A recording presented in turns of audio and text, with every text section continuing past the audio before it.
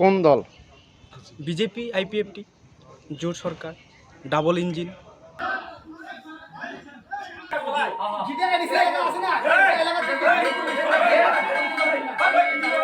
MDC হওয়ার পরে আমরা যখন ত্রিপুরা টিটি এডিসির মধ্যে যখন আমরা প্রশাসনিক হিসাবে আমরা দায়িত্ব নেওয়ার পরে আমাদের এখানে কাজ করার জন্য আমাদেরকে বিভিন্নভাবে স্টেট থেকে আমাদেরকে ইন্টারফেয়ার করছে। তো যার জন্য আমরা তো শান্তিপূর্ণভাবে আমাদের যে এডিসি এরিয়াগুলো, আমরা তো পঞ্চায়েতের ভিতরে গিয়ে আমরা কোনো কিছু করি না, আমরা পঞ্চায়েতের মধ্যে গিয়ে আমরা কোনো কিছু হাত দেই না। কিন্তু আমাদের ভিলেজ কাউন্সিলগুলোই যেহেতু আমরা নিজেরা সিগনেচার না দিয়ে আমরা সিইওর কাছ থেকে আমরা সিগনেচার নিয়ে আমাদের একটা সুন্দরভাবে পরিচালনা করার জন্য আমরা মনিটরিং কমিটি গঠন করানো হয়। ওই গঠন করার পরে তারাও কি করছে, আজকাল দেখা যায় বিভিন্ন আমাদের ভিলেজগুলিকে আনডেভেলপ, আমরা জানি 70 বছর ধরে আমাদের ভিলেজগুলি আনডেভেলপ এরিয়ার মধ্যে থাকে সব সময়। তো আমরা যেহেতু আমরা প্রশাসনিক দিক দিয়ে এসে টিটি এডিসি দখল করার পরে আমরা চাই আমাদের এডিসি ভিলেজগুলি আমরা ডেভেলপমেন্ট থেকে শুরু করে সব কিছু যাতে আমরা নিজের হাত দিয়ে আমরা ডেভেলপমেন্ট করতে পারি। কিন্তু আমরা বিগত দিনে দেখা গেছে একটা সাধারণ বিসি চেয়ারম্যান তার কাছ থেকে সিগনেচার নিয়ে তাদের মতো করে ইচ্ছা মতো কৃতভাবে আমাদেরকে বাধা দেওয়ার জন্য মনিটরিং কমিটি ওরা বানিয়েছে।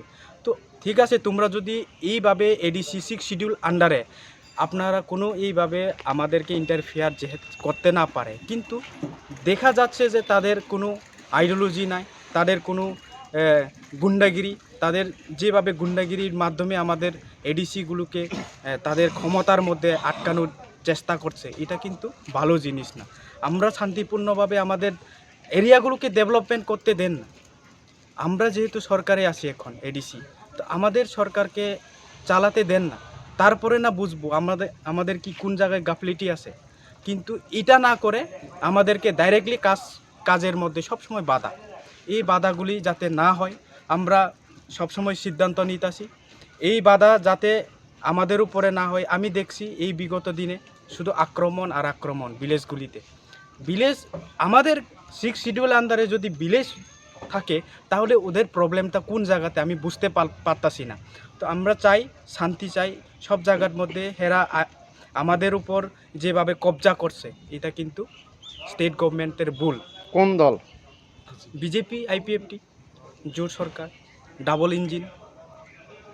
তো এই ডাবল ইঞ্জিন যদি আমাদেরকে এইভাবে যদি করতে না দেয় তাহলে সাধারণ মানুষ যারা পাবলিক তারা কিভাবে বাঁচবে? এখন দেখুন রেগার কাজ হচ্ছে না আমাদের এডিসি ভিলেজগুলিতে।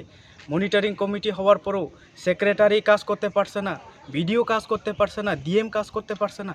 এইভাবে যদি আমাদেরকে আটকানো হয় তাহলে আমরা কবে আর উন্নত হবে, কবে আর ডেভেলপমেন্ট হবে?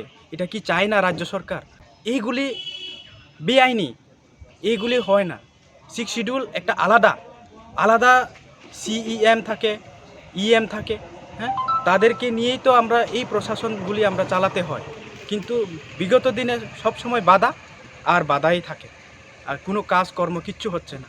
মানুষ না খেয়ে থাকছে, মানুষের কাছে জল নেই, রাস্তাঘাট নেই।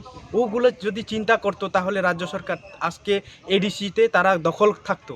এইগুলো চিন্তা না করার কারণেই তো আজকে আমাদের ত্রিপুরা মথাকে তারা জয়যুক্ত করলো। তো আমরা চাই ডেভেলপমেন্ট হোক, যাতে আমাদের কাজে কোনো বাধা না থাকুক। ধন্যবাদ।